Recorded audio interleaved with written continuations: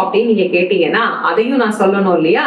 சித்திரையில் ஒரு குழந்தை பிறந்தால் அது சாக்ஷாத் ராமபிரானை போலவே இருக்கும். ராமருக்கு என்னங்க குறைச்ச? நடையில் நின்றுயர் நாயகன் அவர் ஒருத்தர் தானே. எம்பெருமான் ராமனை போல அறிவும் ஆற்றலும் அழகும் வீரம் தீரம் மதிநுட்பம் அத்தனையும் நிறைந்த ஒரு குழந்தையா இருக்கும்.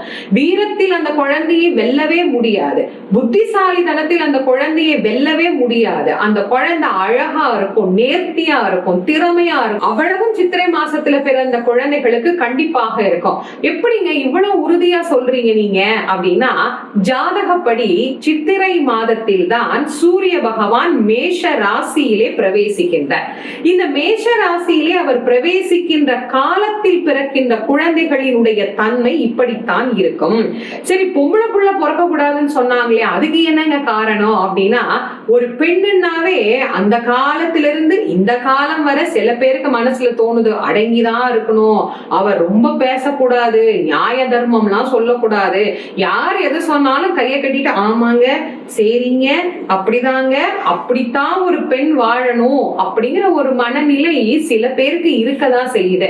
அந்த காலத்துல ஒரு பெண் வீரமாக இருந்தாலோ அல்லது ஒரு பெண் நியாய தர்மத்தை எதிர்த்து இதுதான் சரி இது தப்பு இப்படிதான் செய்யணும் அப்படின்னு எதிர்வாதம் செய்தாலோ அது பிறந்த வீட்டில் வேண்டுமானால் பெருமையாக பேசிக்கொள்ளலாம். என் பொண்ணு அப்படி, என் பொண்ணு இப்படி, என் தங்கச்சி அப்படின்னு சொல்லலாம். ஆனால் புகுந்த வீட்டிற்கு போகின்ற போது ஒரு பிரச்சனை வந்துருச்சு அப்படின்னா அந்த பிரச்சனையிலும் அவள் நீதி தவறாது, நியாயம் தவறாது, உண்மையோடு தான் நடக்க வேண்டும் என்று பேசுகிற போது அது கணவனுக்கும் சில நேரங்கள்ல கஷ்டத்தை ஏற்படுத்தும். மாமியாருக்கு பிடிக்காது, நாத்தனாருக்கு பிடிக்காது, மாமனாருக்கு பிடிக்காது, கூட இருக்கிற அந்த குடும்பத்தினர்களுக்கு பிடிக்காது.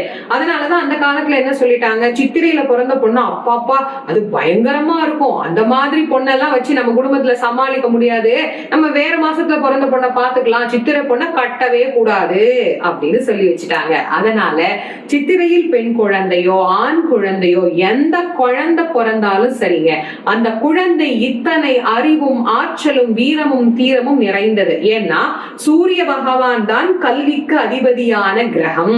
நவகிரகங்கள்ல பாருங்க, அவர் தான் நடுப்புற இருப்பார், அவர் தான் கல்வி கிரகம் என்கின்ற பேரினை படைத்தவர். ஆதித்த பகவான் தான் அத்தனை நலனையும் அருளக்கூடியவர், நம்மை தேடி வந்து நமக்கு அருள் புரியக்கூடிய தெய்வமாக விளங்குவர்.